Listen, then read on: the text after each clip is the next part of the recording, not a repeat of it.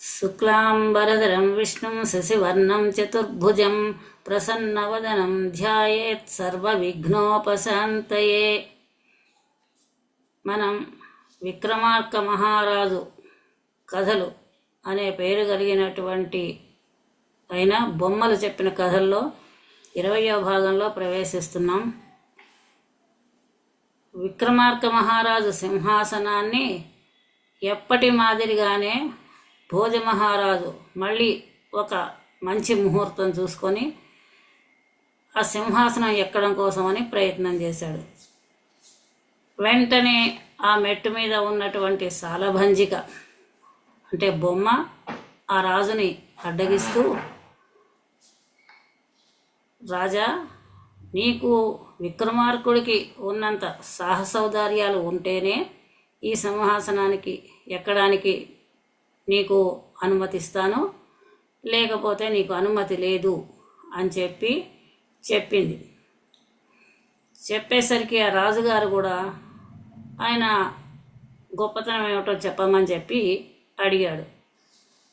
అడిగేసరికి అప్పుడు ఆ బొమ్మ విక్రమార్కుని యొక్క గొప్పతనం చెప్పడం ప్రారంభించింది. విక్రమార్క మహారాజు తన రాజ్యాన్ని ధర్మబద్ధంగా, నీతిగా, ప్రజలను కన్నబిడ్డలుగా పరిపాలన చేస్తూ ఉన్నాడు. అయినప్పటికీ కూడా లోకంలో ఉన్నటువంటి వింతలు, విడ్డూరాలు, వార్తలు తెలుసుకోవడం రాజుకి ముఖ్యం కాబట్టి తన చారులని పంపించి దేశంలో ఉన్నటువంటి నలుమూలల్లో ఏ ఏ వార్తలు ఉన్నాయో తెలుసుకొని రమ్మని చెప్పి పంపించాడు. అలా పంపిస్తూ కొంతమందిని కొన్ని ప్రాంతాలకి నిర్ణయం చేసి పంపించాడు. ఈ వార్తలు ఎలా తెలుసుకోవాలి అనేది కూడా మనకి ఈ విక్రమార్క చరిత్ర చెప్తోంది. ఆవులేమో వాసనను బట్టి తెలుసుకుంటాయి, బ్రాహ్మణుణ్ణి వేదాలను బట్టి తెలుసుకుంటారు, రాజు చారులను బట్టి తెలుసుకుంటాడు, మిగిలినటువంటి వాళ్ళని కళ్ళని బట్టి తెలుసుకుంటారు. అంటే వార్త ఎలా గ్రహించవచ్చు, face is index of the mind అన్నట్టుగా మనమైతే వారి ముఖ కవళికలను బట్టి వారి యొక్క మనస్సుని మనము తెలుసుకుంటూ ఉంటాం. అలాగే ఇక్కడ ఆవులేమో ఎలా తెలుసుకుంటాయి, ఏమన్నా తినాలా తినకూడదా, ప్రతి గడ్డి కూడా ప్రతిదీ తినవు, అవి వాసన చూసే తింటాయి. అలాగే మేకలు మొదలైనవి కూడా ముందు ఆ మొక్కని వాసన చూసి తినచ్చు అనుకుంటేనే తింటాయి, లేకపోతే తినవు. అలాగే బ్రాహ్మణోత్తముడు అని చెప్పుకోవాలి అంటే అతని వేద పాండిత్యాన్ని బట్టి అతను తెలుసుకోవాలి. అలాగే రాజుగారికి మరి వార్తలు ఎలా తెలుస్తాయి? ఈ రోజుల్లో లాగా అనేక రకాలైన ప్రచార సాధనాలు విక్రమార్కుడి కాలంలో లేవు కాబట్టి రాజులు తమ భటుల ద్వారా తెలుసుకునేవాళ్ళు. అలాగే మిగిలినటువంటి వాళ్ళు వాళ్ళ చూపు ద్వారా తెలుసుకుంటూ ఉంటారు. కోపం వచ్చినప్పుడు ఒకలాగా చూస్తారు, సంతోషం వచ్చినప్పుడు ఒక రకంగా ఉంటుంది, ఆనందం ఎక్కువైతే ఇంకొక రకంగా ఉంటుంది. ఇలా అనేక రకాల దృష్టి, ఈర్ష్యతోటి ఒక రకంగా చూస్తారు, అసూయతో ఒక రకంగా చూస్తారు. ఈ చూపులు అనేక రకాలుగా ఉంటూ ఉంటాయి. ఆ చూపుల్ని బట్టే మనం వాళ్ళ మనస్తత్వం ఎలాంటిది అని తెలుసుకుంటూ ఉంటాం. అదే ఇక్కడ చెప్తున్నాడు. అలాగే రాజుగారు రాజ్యంలో ఉన్నటువంటి విషయాలన్నిటినీ తెలుసుకుంటూ, పైగా అర్ధులని గౌరవించడము, తనకి ఆశించి తనని వచ్చినటువంటి వాళ్ళని గౌరవిస్తూ ఉండడం. అంటే ఎవరైనా తనని ఏదైనా అడగడానికి వచ్చారో అనగానే ఈసడించి కొట్టి వాళ్ళని ఇన్సల్ట్ చేస్తూ మాట్లాడకుండా వాళ్ళని గౌరవించడం అనేటటువంటిది ప్రజలని బాగా పరిపాలించడం, రక్షించడం, వాళ్ళకి అన్ని విధాలైనటువంటి సౌకర్యాలని కలిగిస్తూ ప్రేమగా ఆ ప్రజలని రక్షించడం రాజుగారి యొక్క బాధ్యత. ఇంతేకాకుండా దుష్టుల్ని శిక్షించడం, ప్రజలని బాగా రక్షించడం అంటే ప్రజల్లో దుర్మార్గులు, దుష్టులు మొదలైనటువంటి వాళ్ళు కూడా ఉంటారు కాబట్టి వాళ్ళని దుష్టుల్ని శిక్షించాలి. శిక్షించకపోతే శిష్ట రక్షణ జరగదు. కనుక దుష్టుల్ని శిక్షించడము, దండించడము, న్యాయ మార్గంలో ధనాన్ని సంపాదించాలి. ఎలా పడితే అలాగా అన్యాయంగా డబ్బు అనేక రకాలుగా ప్రజల మీద పన్నులు రుద్దేసేసి కోశాగారాన్ని నింపడం కాకుండా న్యాయ మార్గంగా ధనార్జన చెయ్యాలి, కోశాగారానికి నింపుకోవాలి. ఇంతేకాకుండా యాచకులని కూడా ప్రేమతో చూడాలి అనేటటువంటివి 5 కూడా పంచయజ్ఞాలు రాజైనటువంటి వాడికి అని తెలుస్తోంది. ఇది ఎలాగానంటే దుష్టస్య దండః సుజనస్య పూజ న్యాయేన కోశస్య చ సంప్రవృద్ధి సుపక్షపాతో అర్ధిషు రాజ్య రక్ష పంచైవ యజ్ఞాః కదితా నృపాణాం. రాజులకి 5 రకాల యజ్ఞాలు అని చెప్పి చెప్పబడుతున్నాయి.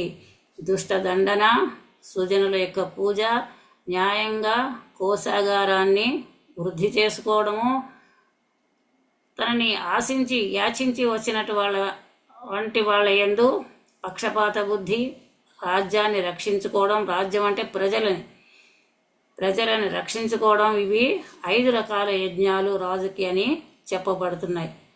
ఈ ప్రకారంగా కాకుండా ప్రజలను పీడించేసి నానా అష్టకష్టాల పాలు చేసేసి యజ్ఞయాగాది క్రతువులు చేసినట్లయితే ఆ రాజుకి మంచి పేరు రాదు. కనుక ప్రజలని రక్షించడమే ఆ రాజు యొక్క గొప్పతనం. కనుక ఏ కార్యాలు చేస్తే, ఏ మంచి పనులు చేస్తే వేద పండితులైనటువంటి బ్రాహ్మణులు జపయజ్ఞాది కార్యక్రమాలు వృద్ధి పొందుతూ ఉంటాయో అటువంటి పనులు మాత్రమే రాజు అయినటువంటి వాడు ప్రోత్సహించాలి. ఎందుకంటే అటువంటి జపాలు, యజ్ఞాలు, యాగాలు చేయడం వలన ఒక ధర్మము వృద్ధి పొందుతుంది, ఆ దైవ బలం ఉంటుంది. ఆ దైవ బలం రాజుకు కూడా వర్తిస్తుంది కాబట్టి రాజును కూడా రక్షిస్తుంది. కనుక యజ్ఞయాగాది క్రతువులు చేయడానికి వీలైనటువంటి పండితులు ఎవరైతే ఉంటారో వాళ్ళకి రక్షణ కల్పించాలి. వాళ్ళకి ఆయా యజ్ఞయాగాది క్రతువులు చేసుకోవడానికి తగినటువంటి ప్రోత్సాహాన్ని కల్పించాలి అని చెప్పి చెప్తున్నాడు. కనుక అందుకే మనకు కూడా రాజ్యంలో అప్పుడప్పుడు యజ్ఞయాగాదులు ప్రభుత్వం నిర్వహిస్తూ ఉంటుంది. అంతేకాకుండా మన మఠాధిపతులు, మతాధిపతులు కూడా యజ్ఞయాగాది క్రతువులు 108 గుండాలు పెట్టి యజ్ఞాలు చేయడము మొదలైనటువంటివన్నీ కూడా చేస్తూ ఉంటారు. ప్రజా సంక్షేమాన్ని, దేశ సంక్షేమాన్ని దృష్టిలో పెట్టుకుని. ఈ ప్రకారంగా మహారాజు అయినటువంటి విక్రమార్కుడు ధర్మబద్ధంగా రాజ్యాన్ని పరిపాలిస్తున్న సమయంలో ఈ భూమండలం అంతా కూడా తిరిగి వార్తలు తెలుసుకొని రమ్మని చెప్పి తన భటులలో కొంతమంది ఆ గూఢచారులు కొంతమందిని పంపించాడు. అలా పంపించేసరికి అలా దేశమంతా తను ఎక్కడెక్కడ పంపించాడో ఆయా ప్రాంతాల నుంచి అందరూ వచ్చి వాళ్ళ విశేషాలు చెప్పారు. వాళ్ళల్లో కొంతమంది మాత్రం వచ్చి ఒక విశేషమైనటువంటి అంశాన్ని చెప్పారు. అది ఎలాగంటే, ఓ రాజా, కాశ్మీర దేశానికి వెళ్ళాం మేము. అక్కడ ఒక గొప్ప వణిజుడు ఉన్నాడు, అంటే కోమటి. ఆ కోమటి చాలా ధనవంతుడు. అంతేకాకుండా ధనం ఉంటే ధర్మబుద్ధి అనేది ఉండాలని ఏమీ లేదు. కానీ ధనంతో పాటు అతనికి ధర్మబుద్ధి కూడా ఉంది. కనుక అతను తనకి ఉన్నటువంటి ధనాన్ని దాన ధర్మాలు చేయడమే కాకుండా తన ప్రాంతంలో ఒక పెద్ద చెరువు తవ్వించాడు. అక్కడ నీటి వసతి లేని కారణంగా తాగడానికి నీళ్లు కావాలి కనుక అటువంటి పెద్ద చెరువు తవ్వించాడు. ఆ చెరువులు తవ్వించడం, దేవాలయాలు కట్టడం ఇవన్నీ కూడా ధర్మకార్యాలు. అంచేత ఈ ధర్మకార్యంగా పెద్ద చెరువు తవ్వించాడు. అది చెరువు ఎంతది అని అంటే పంచక్రోశ విస్తారం ఉందట. క్రోశము అంటే 2000 విళ్ళని, విల్లు అంటే ధనుసు, అవి పట్టేటటువంటి చోటట. ఈ ప్రకారంగా 5 క్రోశాల వెడల్పు, తర్వాత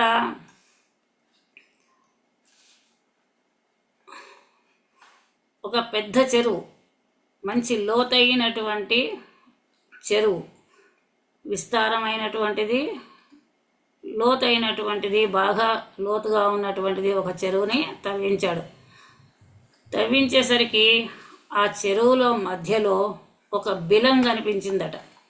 బిలం అంటే ఒక పెద్ద గొయ్య. ఆ గొయ్య కనిపించింది. ఆ గొయ్యను తవ్వించేసరికి అక్కడ ఆ గోతి లోపల ఒక విగ్రహం కనిపించింది. మనకు కూడా తవ్వకాల్లో అనేక రకాల విగ్రహాలు బయటపడుతూ ఉంటాయి. ఆ విగ్రహాలకి పూజలవి చేస్తూ ఉంటారు.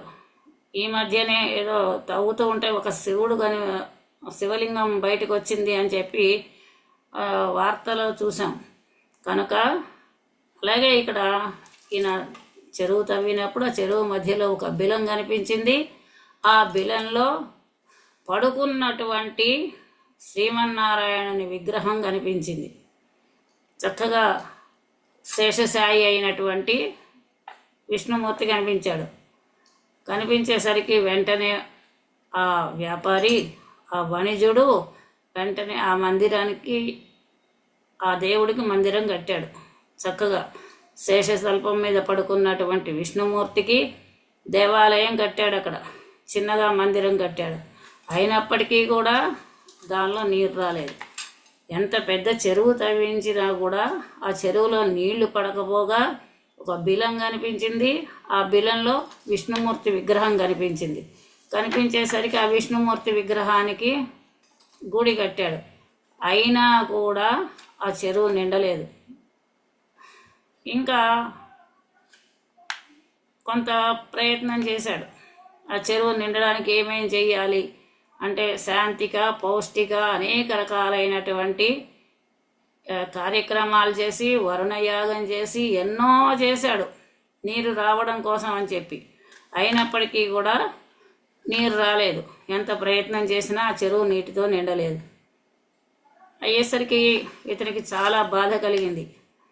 నేను ఎంతో కష్టపడి డబ్బు ఖర్చు పెట్టి ఇంత పెద్ద చెరువు తవ్వించాను, ఈ చెరువులో నీళ్లు పడలేదు, నా శ్రమ వృధా అయిపోయింది, నేను ఖర్చు పెట్టినటువంటి డబ్బు కూడా వృధా అయిపోయింది, నా ప్రయత్నం అంతా వృధా అయిపోయింది అని చెప్పి చాలా బాధపడుతూ ఉన్నాడు. ఇలా ఉంటూ ఒక రోజున ఆలోచించాడనమాట. సరే, ఇక్కడ ఇలా ఏం చెయ్యాలి, ఈ నీరు జలాశయం నిండడానికి ఏం చెయ్యాలి అని ఎంతో విచారంతో ఆలోచిస్తూ ఆ చెరువు గట్టు మీదే కూర్చున్నాడు. అలా కూర్చుని ఉండగా ఒక అశరీరవాణి, ఆకాశవాణి అంటారు కదా, అటువంటి అశరీరవాణి మాటలు వినిపించాయట ఈ కోమట ఆయనకి. అయ్యా, భో వణిజః కిమర్థం విశ్వసిషి మహారాజలక్షణయుక్తస్య పురుషస్య కంఠరక్తేన యదా తటాకం సిచ్యతే తదా విమలోదకం ఆవిర్భవిష్యతి నా అన్యథేతి. ఓ రాజా, అనవసరంగా ఎందుకయ్యా ఊరికే ఆలోచిస్తావు, బాధపడతావు? మహారాజ లక్షణాలతో కూడినటువంటి మహారాజు గారి కంఠరక్తం చేత ఈ చెరువుని తడిపినట్లయితే వెంటనే నీళ్ళు వస్తాయి, లేకపోతే రావు అని చెప్పింది. అయితే ఏదైనా ఇప్పుడు మనం ఒక బోరింగ్ వేసినప్పుడు కానీ, చెరువులు తవ్వినప్పుడు కానీ కాలువలు తవ్వినప్పుడు కానీ మొదట వచ్చే ఆ నీటికి కానీ లేదా ఆ ప్రాంతానికి పూజ చేయడం అనేది ఉంటూ ఉంటుంది, శాంతి కోసం అని చెప్పి. అది బాగుండాలి అని, ఎవరిని ఏమి మింగకుండా, ఏ రకమైనటువంటి మింగడం అంటే చంపడం, బలి తీసుకోవడం, ఇలాంటివేవీ లేకుండా పూజలు అనేవి చేస్తారు. అలాగే రాజా, ఇక్కడ ఈ చెరువు బలి కోరుకుంటోంది. మహారాజు గారి యొక్క కంఠ రక్తాన్ని చిందించినట్లయితే, అంటే ఏ మహారాజు అయినా మంచి లక్షణాలు కలిగినటువంటి వాడు ఎప్పుడైనా బలి ఇవ్వాలి అని అంటే, ఆ బలి ఇచ్చేటటువంటి ఆ ఏ జీవి ఉందో ఆ జీవి అనారోగ్యంగా ఉండడము, లేకపోతే అవకరంతో ఉండడము, తర్వాత శరీర భాగాలు కొన్ని లేకుండా ఉండడము, అలాంటివేవి పనికిరావు. కనుక ఇక్కడ కూడా మహారాజ లక్షణాలు కలిగినటువంటి పురుషుడు ఎవరైతే మహారాజు ఉంటాడో ఆ మహారాజు కంఠాన్ని నరికి ఆ రక్తంతో దీన్ని తడిపినట్లయితే ఈ చెరువు నిండుతుంది, లేకపోతే నిండదు, నీళ్లు రావు అని చెప్పి అశరీరవాణి చెప్పింది. చెప్పేసరికి ఆ మాటలు వినేసరికి వణిజుడికి ఇంకా ఆశ్చర్యం కలిగి ఎలా తేవాలి, మహారాజు లక్షణాలు కలిగినటువంటి మహారాజుని, అంటే మహారాజు లక్షణాలు కలిగిన మహారాజు అంటే మహారాజు అయిన అటువంటి ప్రతి వాడికి రాజలక్షణాలు ఉండవు. కొంతమంది అసమర్థులైనటువంటి రాజులు కూడా ఉంటూ ఉంటారు, రాజ కుటుంబంలో అసమర్థులైన రాజులు కూడా ఉంటూ ఉంటారు. మనం ఒక ఉదాహరణ తీసుకున్నట్లయితే నవనందులు, మహాపద్మనందుడి కుమారులు నవనందులు కూడా అసమర్థులైనటువంటి రాజులుగానే మనకి తెలుస్తూ ఉంటుంది. అంచేత రాజకుటుంబంలో పుట్టినటువంటి వాళ్ళు సమర్థుడైనటువంటి వాడు రాజు ఉండాలి. అటువంటి రాజు కంఠరక్తంతో తడవాలి అని చెప్పి చెప్తున్నాడు. ఇలా ఎక్కడ దొరుకుతాడు మరి ఈ రాజు అని చెప్పి ఈయన ఆలోచిస్తూ ఆ చెరువు గట్టు మీద ఒక సత్రాన్ని కట్టించాడట. సత్రాన్ని కట్టించి ఆ సత్రంలో భోజనం పెడుతున్నాడు, దేశీయులకి విదేశీయులకి అందరికీ కూడా. అయితే పెడుతూ అక్కడ ఉన్నటువంటి ఆ సత్రం యాజమాన్యం వాళ్ళతోటి చెప్తున్నాడు అనమాట, ఎవరైనా సరే ఈ పురుష లక్షణాలు కలిగినటువంటి మహారాజు ఎవరైనా, మహారాజు లక్షణాలు కలిగినటువంటి రాజు ఎవరైనా సరే తన కంఠాన్ని నరికేసుకుంటే ఇక్కడ 7 బంగారు బొమ్మలు చేయించి పెట్టాడు రాజుగారు ఈ వణిజుడు.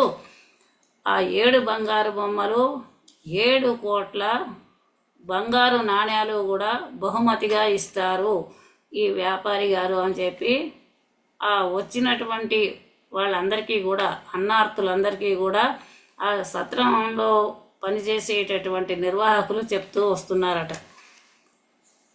అలా ఏమంటున్నాడు, యఃకోపి స్వకంఠరుధిరేణ తటాకం సించతి తస్య శతభారం సువర్ణం దీయత ఇతి అని చెప్తున్నారు.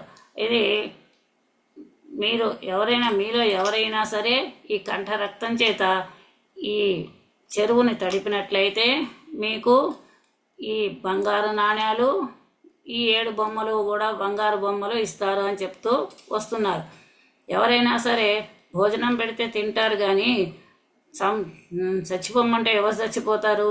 కాబట్టి ప్రతి వాళ్ళు కూడా ఆ మాట వినడం, వెళ్ళిపోతూ ఉండడం, ఎవ్వరూ ఏమీ మాట్లాడకుండా వెళ్ళిపోతున్నారు చావడానికి సిద్ధపడకుండా. కాబట్టి ఈ ప్రకారంగా ఉంది సంగతి అని చెప్పి ఆ రాజుతోటి భటులు, ఆ గూఢచారులు చెప్పారు. ఇది సంస్కృతంలో ఈ ప్రకారంగా ఉంది, కానీ తెలుగులోకి వచ్చేసరికి ఈ 7 బంగారు బొమ్మలు పెట్టిన విషయము తెలుగులో చెప్పబడింది. సంస్కృతంలో 700 నాణ్యాలు ఇస్తారు, బంగారు నాణ్యాలు ఇస్తారు అని చెప్పారు. కానీ తెలుగులోకి వచ్చేసరికి ఈ 7 కోట్ల నాణ్యాలు 7 బంగారు బొమ్మలు అని చెప్తున్నాడు. కొరవి గోపరాజు సింహాసన ద్వాత్రింశికలో చిన్న మార్పు అనమాట. ఇంకా దీనిలో ఏమన్నాడు, 32 రాజలక్షణాలు కలిగినటువంటి రాజు తన కంఠ రక్తంతో ఈ తటాకాన్ని తడిపినట్లయితే తటాకం నిండుతుంది, చెరువు నిండుతుంది అని చెప్పి అశరీరవాణి చెప్పింది అని చెప్తూ 7 కోటులైన బంగారు ప్రతిమలేడు నిలిపే 7 కోట్ల రూపాయలు తప్తగాంచనాలట, బాగా ఆ, కాల్చిన, బాగా పుటం పెట్టిన బంగారు నాణ్యాలు 7 కోట్లు, 7 బంగారు ప్రతిమలు కూడా ఆ సత్రం దగ్గర నిలబెట్టి ఆ గోడ మీద ఈ పద్యం రాశాడట. ఏమని? అవని త్రిదశ లక్షణాన్వితుడగు ధీరుడు ఈచట కంఠరక్తమిచ్చనేని సప్తకోటి మూల్య తప్త కాంచనముల ప్రతిమలేడునతని పాలు సొమ్ము. ఈ ప్రకారంగా ఆ పద్యం రాశాడు. ఎవరైనా సరే ఈ భూమండలం మీద 32 లక్షణాలు కలిగినటువంటి ధైర్యవంతుడైనటువంటి రాజు తన కంఠరక్తాన్ని ఇక్కడ ఇచ్చినట్లయితే గనక 7 కోట్ల రూపాయల పుటం పెట్టిన బంగారు నాణ్యాలు, 7 బంగారు ప్రతిమలు కూడా అతనికే ఇస్తాము. చచ్చిన తర్వాత డబ్బులు ఎందుకు, బతికుంటే డబ్బులు కానీ ఇక్కడ అలా రాయించాడు. అంటే కొంతమంది చచ్చిపోయిన తర్వాత మన వాళ్ళకైనా వస్తాయి కదా డబ్బులు అనేటటువంటి ధోరణిలో ఆత్మాహుతి వ్యవహారం అది వేరే విషయం. కానీ ఇలా రాయించాడు ఆ రాజుగారు, జనాలు అందరూ చూసేటట్టుగా. ఆ మాట విషయం తెలిసి ఈ చారులు రాజుగారి దగ్గరకు వచ్చి, విక్రమార్కుడి దగ్గరకు వచ్చి చెప్పారు. చెప్పేసరికి ఆయన ఈ విషయం ఏదో చూద్దాం, సాహసౌదార్యాలు చేయడమే మన పని, సాహస కార్యాలు చేయడమే మన పని, ఇదేదో చూద్దాం అని చెప్పి ఆ భటులను తీసుకొని ఆ చెరువు దగ్గరకు వెళ్ళాడు. చెరువు దగ్గరకు వెళ్ళి ఆ చెరువుకి లోపల ఉన్నటువంటి మందిరంలో ఆ జలధి సాయి అయినటువంటి, శేషసాయి అయినటువంటి ఆ పరమాత్ముడు ఆ విష్ణుమూర్తికి నమస్కారం చేశాడు, పూజలు చేశాడు. చేసి తర్వాత ఈ విశాలమైనటువంటి ఇంత లోతైనటువంటి చెరువును చూసి ఆశ్చర్యపోయాడు. ఇంత పెద్ద చెరువు తవ్వించారు, దీనిలో నీళ్ళ చుక్కలు రాకపోవడం ఏమిటి అని ఆశ్చర్యపోయాడు, ఆలోచించి ఇంకా ఆ పద్యం కూడా చదివాడు. చదివిన తర్వాత అప్పుడు అనుకున్నాడు అనమాట, నేను నా కంఠరక్తంతో ఈ చెరువుని తడుపుతాను, తడిపినట్లయితే ఈ చెరువు నీటితో నిండుతుందో ఏమో, ఎప్పటికైనా సరే ఈ శరీరం నశించిపోయేదే, ఈ నా కంఠరక్తంతో గనక తడిపినట్లయితే చెరువు నిండితే, ఈ చెరువు నిండడం వలన, ఈ నీటి వలన జనాలు దాహం తీరుతుంది, తర్వాత ఇతరమైనటువంటి పశుపక్షాదులకు కూడా ఆహారం, నీళ్లు దొరుకుతాయి, 10 మందికి ఎప్పటికీ కూడా ఉపకారంగా ఉంటుంది. కనుక ఈ ఉపకారం అనేటటువంటిది చేయడం అనేది మానవ మాతృల యొక్క పద్ధతి. పరోపకారార్థం ఇదం శరీరం అని, ఈ శరీరం ఎప్పుడైనా నశించిపోయేదే, దీనికి ఎప్పుడైనా భయమే అని అనుకొని ఎప్పటికైనా నాశనం పొందేదే, ఒకరికి ఉపకారం చేయడం కోసం నశించినా కూడా మంచిదే కదా అని అనుకున్నాడు. ఎన్నాళ్ళైనా సరే, ఎప్పటికైనా సరే దీనికి వినాశనమే అని అనుకుని శరీరం మీద భ్రాంతి వదిలిపెట్టుకోవాలి అనుకొని పరోపకారాయ శరీరమపి దాతవ్యం అనుకున్నాడు. పరోపకారం కోసమే శరీరాన్ని కూడా దాతవ్యం, దానం చెయ్యదగినటువంటిది అని అనుకున్నాడు. అనుకొని ఈ శరీరం అనేటటువంటి ఇల్లు ఎప్పుడూ రోగాలతోటే ఉంటుంది, తర్వాత ఎప్పుడూ దుఃఖానికి కారణమే. శరీరం ఉందంటే దుఃఖము సుఖము అన్ని రకాలు ఉంటాయి, తర్వాత సుఖాల కంటే దుఃఖాలే ఎక్కువగా ఉంటాయి. కనుక ఎప్పుడూ కూడా విపదం ప్రాప్తం, ఎప్పుడు ఆపదలు పొందుతూనే ఉంటుంది శరీరం. కనుక ఈ మనుషులకి దేహం అనేటటువంటి పంజరము ఇది బాధాకరమైనటువంటిది అని చెప్పి అనుకుంటూ శరీరాన్ని గురించి ఆలోచించాడు. సర్వదైవ రుజాక్రాంతం సర్వదైవ శుచోగృహం సర్వదా విపదం ప్రాప్తం మత్స్యానాం దేహ పంజరం. మనుషులకి దేహం అనేటటువంటి పంజరం అంటే, ఈ పంజరం అంటే బోను, శరీరం అనేటటువంటి బోను లాంటి శరీరము ఎప్పుడూ కూడా రుజాక్రాంతము, ఎప్పుడు ఏ అనారోగ్యం వచ్చి పడిపోతుందో తెలియదు. ఆకస్మికంగా ఏదో ఒక అనారోగ్యం వచ్చేస్తుంది, ఆ అనారోగ్య బాధ పొందుతూ ఉంటారు. అలాగే సర్వదైవ శుచోగృహం, ఎప్పుడూ కూడా దుఃఖాలకి నిలయమే ఉంటూ ఉంటుంది. శరీరం ఉంటే మనసు వలన మానసికమైనటువంటి అశాంతులు కూడా ఉంటూ ఉంటాయి. ఈ శరీరానికి సర్వదా విపదం ప్రాప్తం, ఎప్పుడు కూడా ఏ ఆపదలు వస్తాయో కూడా తెలియదు, ఆపదల్ని పొందిస్తూ ఉంటుంది. కనుక ఈ శరీరము నశ్వరమైనది. కనుక ఈ శరీరంతో ఏదైనా ఒక 10 మందికి మంచి జరిగినట్టయితే అది మంచిదే కదా అనుకున్నాడు. అనుకొని తటాకం లోపల ఉన్నటువంటి దేవుడికి నమస్కారం చేశాడు. విష్ణుమూర్తికి నమస్కారం చేసి ఆ చెరువు గట్టు మీదకి వచ్చాడు. వచ్చి ఆ 7 ప్రతిమల్ని చూశాడు. తర్వాత ఆ పద్యాన్ని కూడా ఇంకొకసారి చదువుకున్నాడు. చదువుకొని ఇలా ఆలోచిస్తూ ఉన్నాడు అన్నమాట. సరే, నా శరీరాన్ని ఈ చెరువుకి అర్పించేస్తాను అని ఆలోచిస్తూ ఉన్నాడు.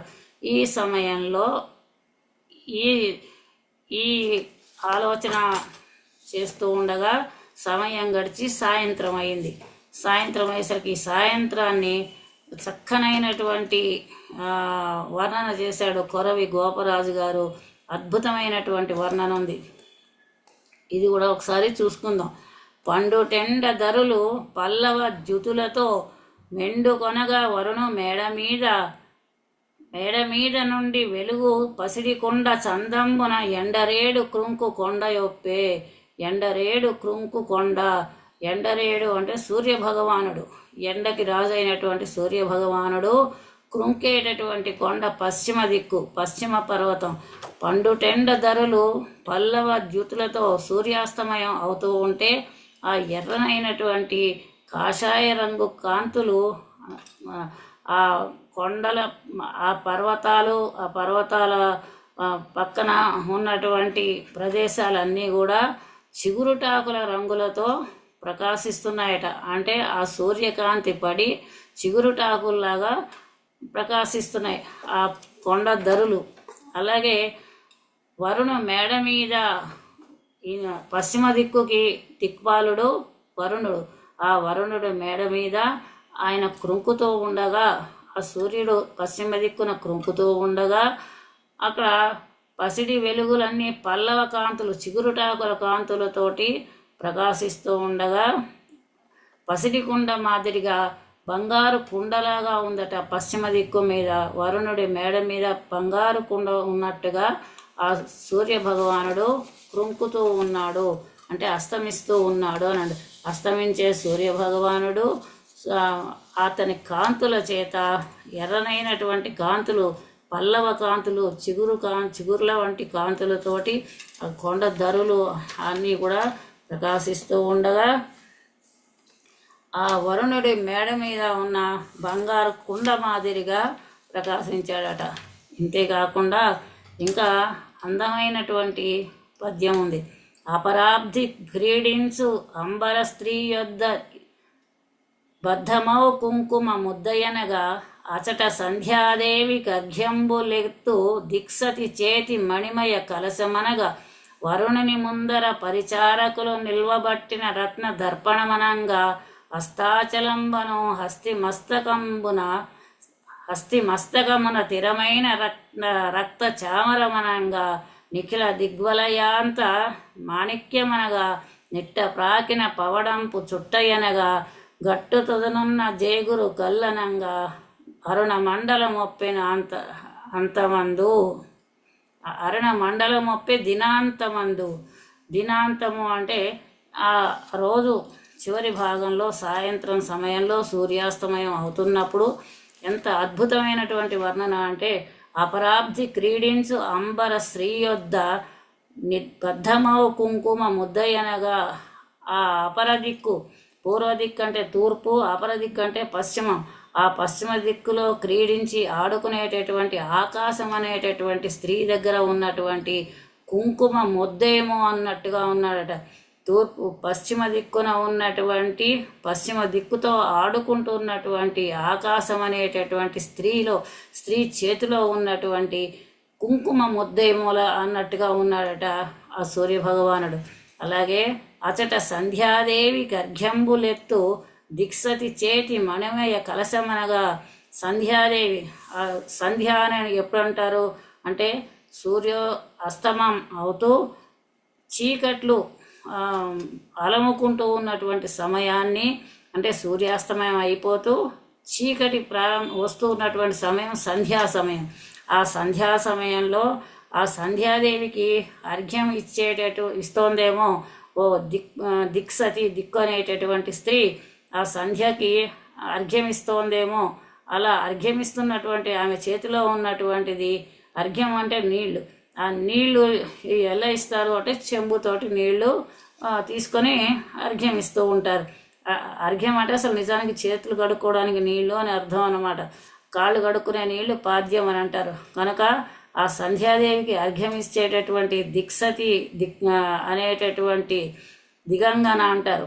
దిక్కు అనేటటువంటి స్త్రీ యొక్క చేతిలో ఉన్నటువంటి మణిమయమైనటువంటి మణులు పొదిగినటువంటి బంగారు చెంబేమో అన్నట్టుగా ఉన్నాడట అస్తమిస్తున్న సూర్యభగవానుడు.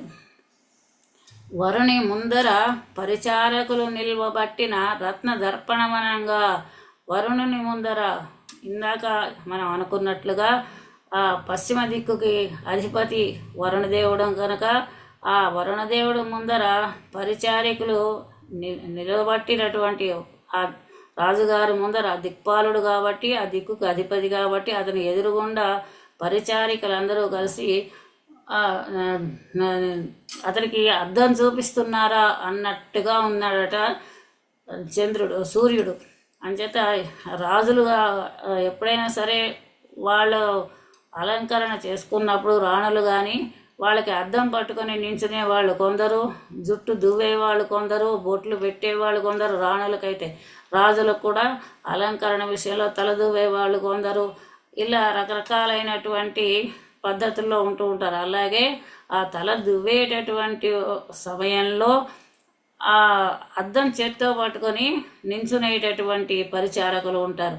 కనుక అలాగే వరుణుని యొక్క ముందర పరిచారికలు అద్దం పట్టుకొని నించున్నారేమో, అద్దం పట్టుకొని నించున్నట్టుగా ఉంది ఈ సూర్య భగవానుడి యొక్క రూపం అని చెప్తున్నారు.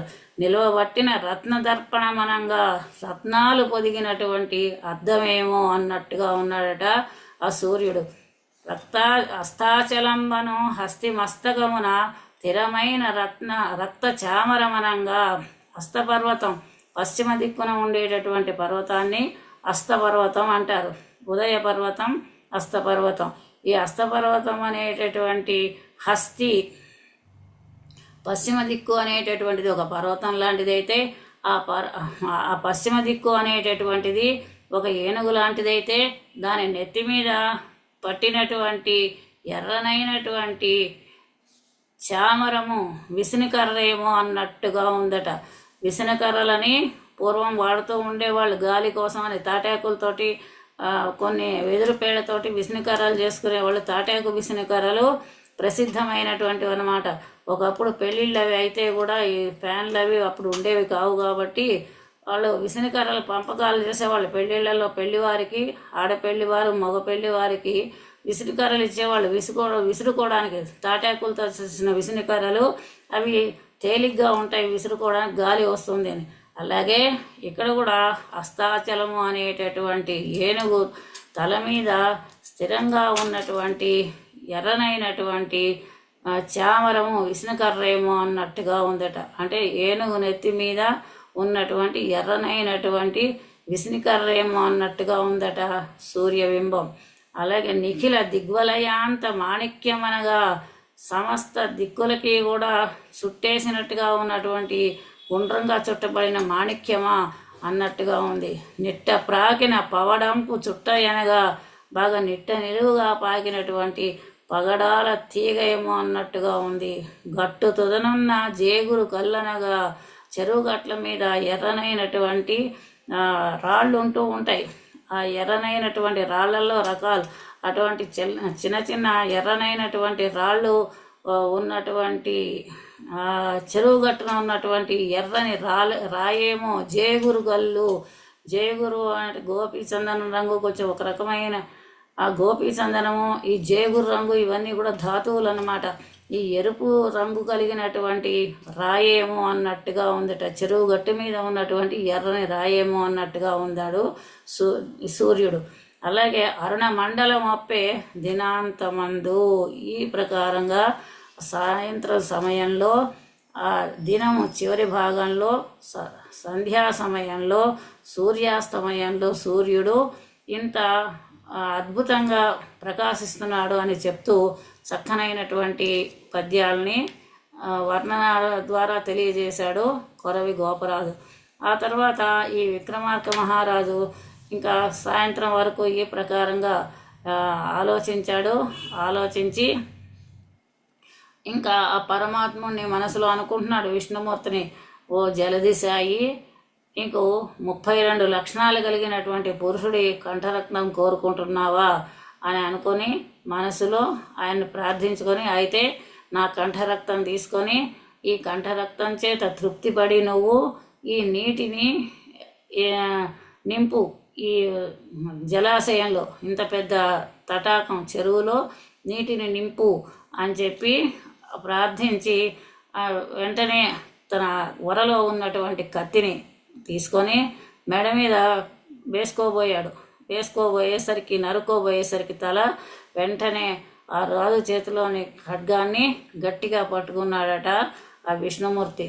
పట్టుకుని వెంటనే ఆగవయ్యా అని చెప్పాడు. వీరా తవాహం ప్రసన్నోస్మి అలమనేన సాహసేన విరమ వరం వృణీశ్వ అన్నాడు. ఓ వీరా, ఓ మహావీరుడా, తవ అహం ప్రసన్నాస్మి, నేను నీ యందు ఉన్నాను, ప్రసన్నత పొందాను, నీ యొక్క ధైర్యానికి నేను మెచ్చుకున్నాను, ప్రసన్నున్నయ్యాను. కాబట్టి అలం అనేన సాహసేన విరమ, కాబట్టి ఇటువంటి సాహసాన్ని నుంచి విరమించుకో, నువ్వు చచ్చిపోవద్దు. మహాత్ముడు ఎవరైనా చచ్చిపోయినట్లయితే లోకానికి చాలా కష్టం అనిపిస్తుందన్నమాట. అంటే ప్రజోపయోగమైనటువంటి మంచి పరిపాలకుడైనటువంటి రాజు ఎవరైనా చచ్చిపోయినట్లయితే ఆ ప్రజలందరికీ కూడా తీరని లోటుగా ఉంటుంది. అలాగే ప్రజారంజకుడైనటువంటి మహారాజు ఈ విక్రమార్కుడు చచ్చిపోయినట్లయితే ఇంకా ఆ రాజ్యం అంతా కూడా ప్రజలందరూ కూడా ఎంతో బాధపడుతూ ఉంటారు, మంచి రాజు కోల్పోయామని. కాబట్టి ఓ రాజా, నీ యందు నేను ప్రసన్నున్నయ్యాను కనుక నువ్వు ఈ సాహసాన్నించి విరమించి నీకేం వరం కావాలో కోరుకో, ఇస్తాను అని చెప్పాడు. చెప్పేసరికి ఆ రాజు, స్వామి, నువ్వు నాకు ప్రసన్నుడు అయినట్లయితే గనక ఈ చెరువు, ఇంత పెద్ద చెరువుని నీటితో నింపు అని అన్నాడు. అనేసరికి ఆ దేవుడు అయినటువంటి ఆ విష్ణుమూర్తి, రాజన్ త్వం అస్మాత్ స్థానాస్త్ నిర్గత్య యావత్ పశ్చాత్ పశ్యసి తావత్ జలై పరిపూర్ణ తటాకో భవిష్యతి. ఓ రాజా, నువ్వు ఈ స్థానం నుండి ఈ చెరువు లోపల నువ్వు ఉన్నావు కదా, నీళ్లు లేని చెరువులో ఇప్పుడు నా మందిరం దగ్గర నువ్వు ఉన్నావు కాబట్టి ఇక్కడి నుంచి నువ్వు బయటికి వెళ్ళిపోయి ఎక్కడైతే నువ్వు ఏ చెరువు గట్టు మీద ఉన్నావో ఆ చెరువు గట్టు మీదకి వెళ్ళిపోయి నువ్వు అప్పుడు వెనక్కి తిరిగి చూడు. తావత్ ఈ లోపల ఇంతలోనే నువ్వు చెరువు గట్టుకు వెళ్ళే లోపలే ఈ తటాకము నీటితోటి నిండిపోయి ఉంటుంది అని చెప్పి ఆ విష్ణుమూర్తి చెప్పాడు రాజుకి. సరే, ఆ మాట విని వెంటనే రాజు చెరువు గట్టు మీదకి వచ్చేసిన వెంటనే చెరువు నీటితోటి నిండిపోయింది. వెంటనే అక్కడ ఉన్నటువంటి వణిజుడు మొదలైనటువంటి వాళ్ళందరూ కూడా ఆ ఊర్లో ఉన్నటువంటి ప్రజలు, ఆ వ్యాపారి, వణిజుడు వీళ్ళంతా కూడా విక్రమార్క మహారాజుని బాగా పొగిడి అన్నట్టుగానే ఆ వణిజుడు 7,000 బంగారు నాణ్యాలు 7 బంగారు బొమ్మల్ని కూడా విక్రమార్క మహారాజు గారికి ఇచ్చేసరికి ఆ రాజు ఆ ధనం అంతా తీసుకుని డబ్బు చూస్తే ఎవరికైనా ఆశ కదా, కానీ మరి ఆ విక్రమార్కుడు డబ్బుకి లొంగేటటువంటి వాడు కాదు కాబట్టి ఆయన గొప్పవాడయ్యాడు. ఆ ధనం అంతా తీసుకొని ఆయన వివాహార్థులైనటువంటి వాళ్ళు ఎవరు ఉంటారో పెళ్ళిళ్ళు కావలసిన వాళ్ళు, పెళ్ళికి ఎదిగినటువంటి పిల్లలు కలిగిన తల్లిదండ్రులుండి వారు ధనం లేక పెళ్లి చేయడానికి బాధపడుతున్నటువంటి వాళ్ళు ఎవరైతే ఉంటారో వాళ్ళకి, తర్వాత దరిద్రులకి, బ్రాహ్మణులకి, వీళ్ళందరికీ కూడా ఆ 7 కోట్ల సువర్ణ నాణ్యాలు, బంగారు ప్రతిమలు కూడా ఇచ్చేశాడు. అటువంటి గొప్ప సాహస ఔదార్యాలు నీకు ఉన్నట్లయితేనే నువ్వు ఈ సింహాసనం ఎక్కగలుగుతావు, లేకపోతే ఎక్కలేవు అని చెప్పి ఆ మెట్టు మీద ఉన్నటువంటి బొమ్మ ఆ విక్రమార్కుని యొక్క గొప్పతనాన్ని ఈ భోజమహారాజుకి తెలియజేసింది. ఇలా ఈ ప్రకారంగా ఎప్పుడైతే చెప్పిందో రాజు వెనక్కి తిరిగి వెళ్ళిపోయినట్టుగా మనకి తెలుస్తోంది. దీనికి ఉపకథగా మనకు తెలుగులో ఇంకొక చక్కనైన కథ ఉంది. ఈ విషయం అంతా కూడా చెట్టు మీద నుంచి ఒక కాకి చూసింది, కాకి తర్వాత ఎలుక ఇవి చూసాయట. ఆ ఎలుక వెంటనే తను కూడా ఈ పరోపకారం కోసం ప్రాణాలు ఇస్తాను అని చెప్పి అనుకుందట. ఈ కథ శంఖపాలుడు అనేటటువంటి కథ. ఇంతేకాకుండా ధార్మికులైనటువంటి వాళ్ళకి సిద్ధి ఆలస్యం అవుతుందా అంటే వెంటనే తన సంకల్ప బలం బాగున్నట్లయితే, ఆ సంకల్పంలో కామము లేకపోతే నిష్కామము అంటారు, ఆ సంకల్పంలో ఏ రకమైన స్వార్థము లేకపోయినట్లయితే ఆ సంకల్పం తప్పనిసరిగా నెరవేరుతుంది. అది ఉపకారం చేసేటట్టుగా ఉండాలి వేరే వాళ్ళకి, ఆ సంకల్పంలో స్వార్థం ఉండకుండా ఉండాలి. అటువంటి సందర్భంలో ఏ పనైనా కూడా నెరవేరుతుంది అని చెప్పి ఈ చెప్తూ, కప్పలగాచిన ఎరుక పాము గతికి వచ్చే అని చెప్పి కప్పల్ని రక్షించి పాము ద్వారా కప్పల్ని రక్షించినటువంటి ఎలుక కథ అనేటటువంటి దాన్ని, ఒకటి శంఖపాలుడు కథ అనేటటువంటిది మనకి తెలుగులో కనిపిస్తూ ఉంటుంది.